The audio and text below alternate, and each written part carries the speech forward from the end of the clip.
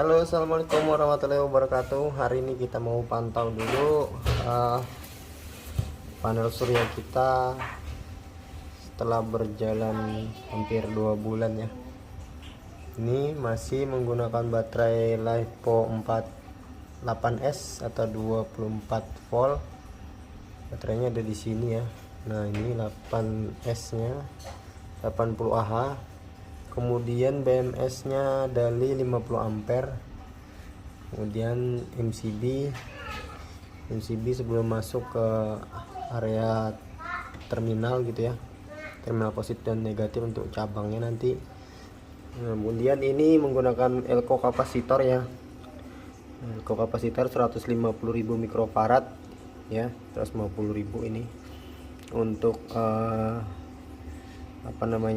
mengamankan baterai dari beban kejut langsung dari inverter ya.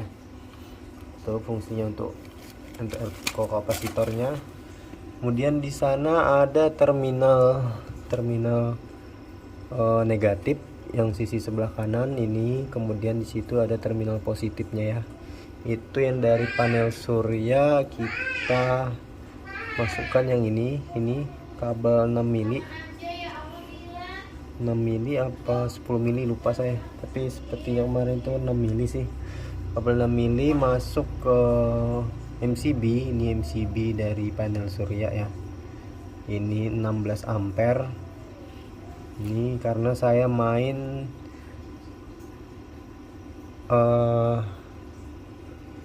lupa saya kemarin itu main seri 4 panel surya 120 WP di seri ya, di seri.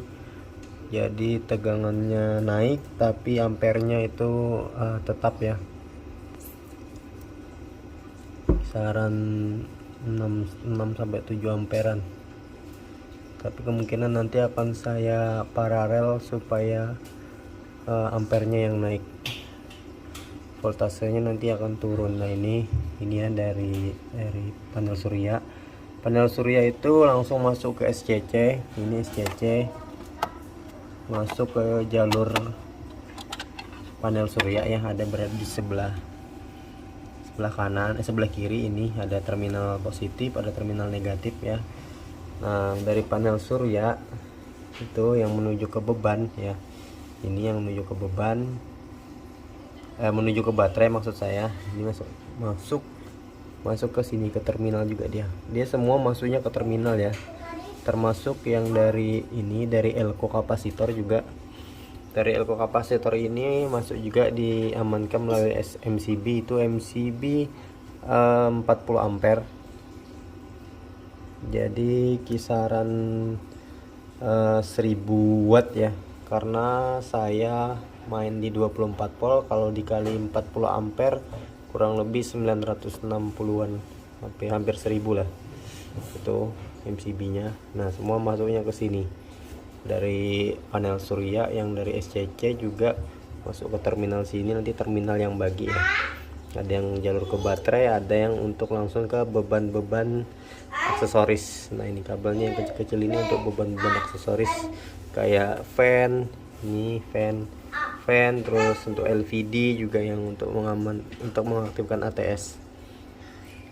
Untuk SCC nya sendiri saya menggunakan eVapor yang 40 ampere ya. Ini SCC eVapor. Untuk pendapatan listrik hari ini pukul 11.30 ya. Kita lihat dulu jamnya di sini. Bentar. Nah, ini untuk ada di sini MT50. Oh, ternyata belum saya setting jamnya. Tadi sempat dimatikan kemarin. Ini kondisi sekarang jam 11-an ya, jam 11-an. Jam 11 hampir jam 11 lewat lah. Kita lihat pendapatan dari panel surya itu kisaran 350-an watt ya. Yang di atas ini 350 watt.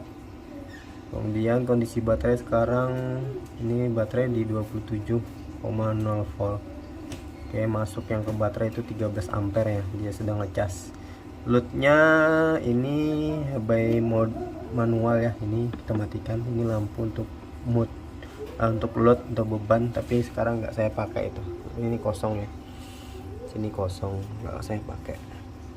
Kemudian kita ke sisi sebelah kanan. Ini sebelah kanan saya menggunakan inverter low frekuensi FT series ya, kalau yang orang bilang bisa dibilang juga ini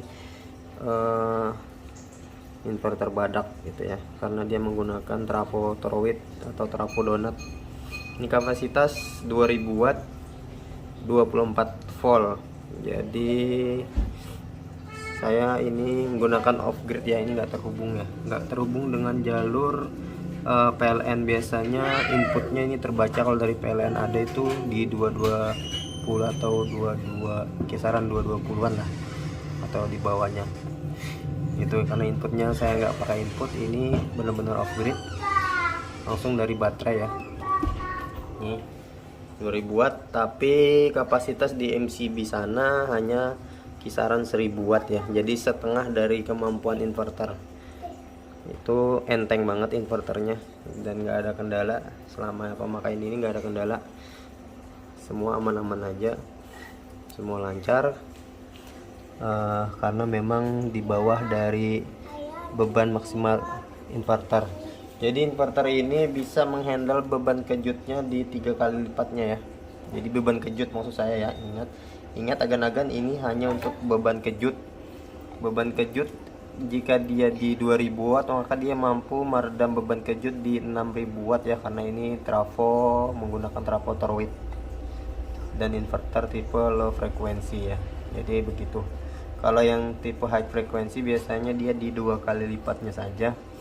Jika seandainya dia menggunakan yang 1000 watt maka dia bisa menghandle beban kejut di 2000 watt, karena ini tipe low frekuensi. Oke. Beralih lagi ke sini, ke sebelah paling kanan. Ini MT50 ya, untuk support di SCC ePaper, untuk pengaturan segala macamnya semua bisa di setting di sini ya. Nah, ini untuk kontrolnya, untuk monitoring device info, tes operator, load set, device parameter, device view sine wave, factory reset, PSW. Nah, semua ada di sini ya. Ini untuk monitoring atau pengaturan melalui MT50 yang support di SCC ePaper. Ini semua disetting di sini untuk parameter baterai dan sebagainya ada di sini. Menggunakan MT50. Jadi selain ini ada lagi yang untuk di luar ya, agan-agannya. Untuk di luar itu untuk panel suryanya sendiri ya, saya akan tunjukkan badannya di mana. Nah, yaitu 4 buah panel surya 120 WP ya. Posisinya ada di atas genteng gitu ya. Nah, itu ada 4 di situ posisinya, ini lagi panas terik. Nah, itu ya, ada di atas genteng. Oke, kita balik lagi ke dalam. Lanjut untuk output inverter ya. Sebenarnya inverter ini sudah menggunakan sistem ATS ya, cuman karena saya senang uji coba, saya tambahin aja. Nah, saya rakit sendiri untuk ATS ini ya, automatic transfer switch. Jadi semua yang berhubungan antara PLN dengan PLTS semua ada di dalam box ini. Kemudian ini ada wattmeter, yang mana yang atas itu wattmeter DC, yaitu PZEM 015 kalau salah ya, PZEM 015, dan yang di bawah ini PZEM 022 ya, ini 022 nya, ini yang 015. Nah, kapasitas baterai sekarang ada di 26,6. Oke, beban yang terpakai sekarang 45 watt ya, 45 watt aja. Kemudian ini yang masuk ke baterai ya, 272 watt. Kita akan lihat dalamannya. Nah, ini kipas fan pendingin ya. Jika saya menggunakan kebutuhan rumah lebih, biasanya panas untuk relaynya. Jadi nanti saya akan jelaskan itu fungsinya apa. Nah ini untuk dalamannya sendiri seperti ini ya agan-agan ya. Ini dalamannya untuk ATS saya. Ini saya menggunakan dua buah relay Omron ya, MK2P. Kemudian di sini ada MCB Schneider dan MCB Toms. Karena ini beda ya, beda beban sudah. Yang ini tuh 4 ampere ya. 4 ampere sama dengan MCB KWH di rumah. Karena di rumah ini menggunakan 900 volt ya. Dan yang ini MCB dari PLTS ini 6 ampere atau kisaran di 1300-an, di 1300-an volt. Kemudian saya menggunakan satu buah relay itu. Ini relay DC ke AC. Jadi inputnya itu DC dan yang untuk outputnya itu AC. Nah, AC ini dikontrol, untuk relay ini dikontrol oleh LVD ya. LVD ini satu buah LVD yang kontrol untuk on off si relay ini. Jadi pada saat nanti tegangan baterai berada di kisaran 20 berapa di sini ya, saya lihat dulu, lupa saya. Nah, kisaran baterai berada di 23,6, dia akan putus untuk jalur yang lainnya PLTS. Maka relay ini akan berhenti dan langsung akan di backup oleh relay PLN. Ini jalur PLN, ini jalur PLTS. Nanti kalau itu putus, maka yang ini listrik akan langsung di backup oleh jalur PLN. Begitu juga sebaliknya, kapan dia akan bekerja relay ini. Relay ini bekerja pada saat settingan tertinggi di LVD dari 23,6 ditambah 2 ini, jadi di kisaran 25,6 dia akan on kembali ya.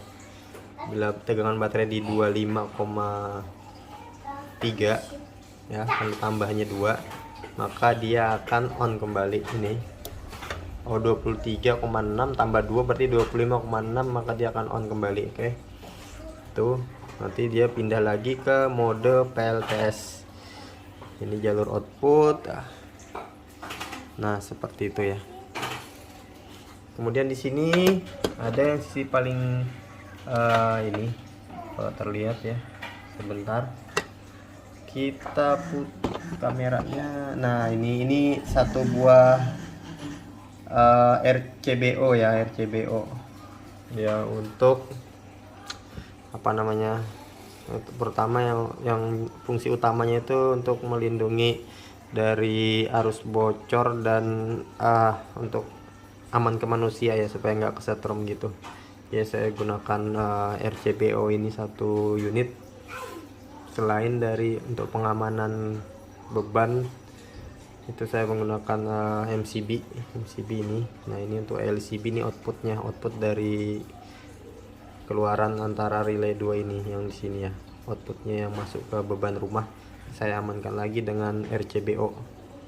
Oke, ini untuk jalur yang ke beban rumah saya pakai ini terminalnya. Dan di jumper ada yang langsung masuk ke sana ya, ke rumah. Kemudian saya menggunakan lampu indikator LTS yang warna hijau dan PLN warna merah. Oke. Nah, fungsinya kipas di sini apa sih agan-agan? Nah, ini kipas ini aktif pakai switch ya, bukan otomatis. Belum saya buatkan juga, belum sempat. Ini untuk fan-nya ini fungsinya kalau beban rumah itu di kisaran 500-an watt ke atas, biasanya relaynya ini agak hangat gitu ya. Belum sampai panas sih, cuman dia hangat. Ini masih dingin-dingin aja nih, agak hangat-hangat kuku gitu ya. Cuman kalau dia sudah hangat betul, mendekati panas, biasanya saya nyalakan fan ini. Fan ini dikontrol by switch ya, atau manual ya. Nih, ini switchnya ada di bawah sini lagi. Saya jelaskan lagi ini. Ini untuk switchnya. Nah, ini untuk on off-nya fan. Kita sebentar. Ini posisi off ya. Kita on kan dulu. Nah, itu kita on kan, kipasnya langsung nyala. Ini belum saya sempat buatkan, rencana mau saya pasang di sisi ini ya. Nah, ini saya pasang di sini, nanti fan-nya itu tambahan untuk hisap nanti, jadi nggak perlu di on off. Nanti saya ganti. Ini kebetulan kipasnya DC ya, nanti akan saya ganti untuk yang AC, jadi ambil powernya langsung dari output itu, output terminal mengarah ke beban. Oke, seperti itu aja agan-agan untuk reviewnya. Ini bisa saya arahkan begini ya. Nah seperti itu. Nah ini kan ya, tapi ini belum karena loadnya masih di kisaran 40-an watt, 50-an watt. Jadi saya matikan dulu fan-nya, masih belum terpakai. Oke, seperti itu aja agan-agan untuk reviewnya PLTS saya kali ini. Semoga menginspirasi agan-agan di luar sana yang baru akan memulai PLTS ya. Sebenarnya nggak harus langsung udah skala besar ya, cukup untuk skala kecil aja, yang ringan-ringan aja, yang untuk lampu penerangan atau untuk backup gitu ya, bisa. Cuman kalau ada dana lebih, karena ini bagian dari hobi, jadi saya salurkan aja ke sini ya, listrik gratis langsung dari matahari gitu. Oke, terima kasih telah menyaksikan. Sampai ketemu di video berikutnya. Wassalamualaikum warahmatullahi wabarakatuh. Salam green energy.